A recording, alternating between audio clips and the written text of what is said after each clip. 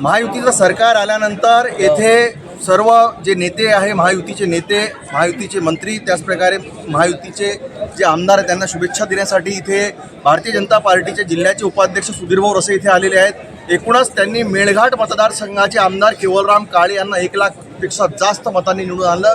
त्याच प्रकारे त्यांची महत्त्वाची भूमिका म्हणजे विजेचे शिल्पकार, अचलपूरच्या विजेचे शिल्पकार म्हणावं लागणार त्या प्रकारची भूमिका त्यांनी अचलपूर मतदारसंघातून प्रवीण तायडे यांना आमदार करण्यासाठी महत्त्वाची भूमिका बजावली आहे। काय म्हणणार आता मेळघाटचे आणि अचलपूर दोन्ही प्रश्न आपल्याला हाताळायचे, काय पद्धती? या ठिकाणी महायुतीचं जे सरकार आलं ते खऱ्या अर्थानं या महाराष्ट्रातल्या तमाम जनतेनं भारतीय जनता पार्टी आणि महायुतीला एक चांगलं बहुमत या ठिकाणी दिलं, त्याबद्दल सर्वांचे मनस्वी आभार।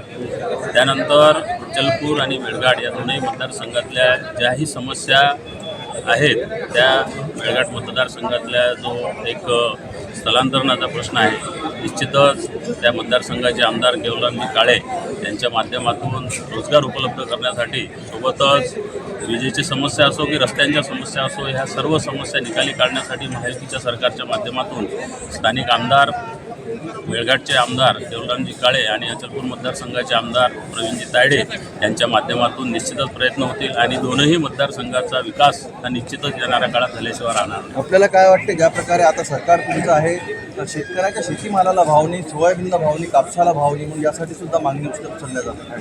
नक्की याही बाबतीत निश्चितच सरकार सकारात्मक या ठिकाणी काम करेल असं मला वाटतं। एकूणाचं ज्या प्रकारे विदर्भाचा अनुशेष भरला नाही गेला आणि खास म्हणजे जो अचलपूर जिल्ह्याचा जो प्रश्न आहे हा खूप वेळा म्हणजे येत आहे की अचलपूर आदिवासी जिल्हा व्हायला पाहिजे, तुमच्या काय प्रतिक्रिया? अचलपूर जिल्हा हा नक्कीच व्हायला पाहिजे, कारण की मेळघाटचा जो परिसर आहे, मेळघाट मतदारसंघाचं जे क्षेत्र आहे हे भौगोलिक क्षेत्र फार मोठं आहे आणि चुरणीच्या पलीकडचा जो भाग आहे, चिखलदरा तालुक्याचा भाग आहे, त्यांना जिल्ह्याच्याच ठिकाणी जाण्यासाठी अमरावती जवळपास 150 ते 200 किलोमीटर त्याचं अंतर पडते। त्यामुळं त्यासाठी अचलपूर जिल्हा हा होणं अत्यंत गरजेचं आहे। एकूणच कुठेतरी एक नाराजीचं सूर आहे भाजपचे काही नेत्यांमध्ये। 5 जिल्ह्यामध्ये इतकं मोठं महायुतीला भरभरून यश आलं तरी सुद्धा मंत्रीपद अमरावती जिल्ह्याच्या म्हणजे नाही भेटलं जिल्ह्याला विभागात। नाही, येणाऱ्या काळात तोही विचार नक्कीच अमरावती जिल्ह्याच्या संदर्भात होईल आणि मला तरी आशा आहे की अमरावती जिल्ह्याला प्रतिनिधित्व या मंत्रिमंडळात नक्कीच मिळेल। आपल्यासोबत होते सुधीरभाऊ रसे, भारतीय जनता पार्टीचे जिल्ह्याचे उपाध्यक्ष आहे।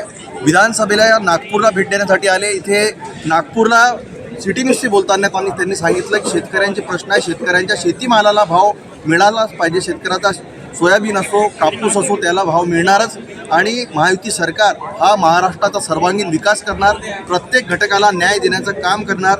मेळघाटामध्ये ज्या प्रकारे जो आदिवासी स्थलांतरचा प्रश्न आहे तो सुद्धा प्रश्न जो आहे इथे मार्गी लावला जाणार। मेळघाटचे आमदार केवलराम काळे या प्रश्नाला घेऊन सभागृहामध्ये हा विषय मार्गी लावणार। मेळघाटच्या जनतेला आणि अचलपूरच्या जनतेला रोजगार देण्यासाठी आणि अचलपूर जिल्ह्याची मागणीसुद्धा त्यांनी यावेळेस केली आहे। मी कॅमेरा पर्सन दिलीप दोंजाळसोबत नितेश खिल्लेदार, सिटी न्यूज, नागपूर। द्यावा तिथं असणाऱ्या पोलीस प्रशासन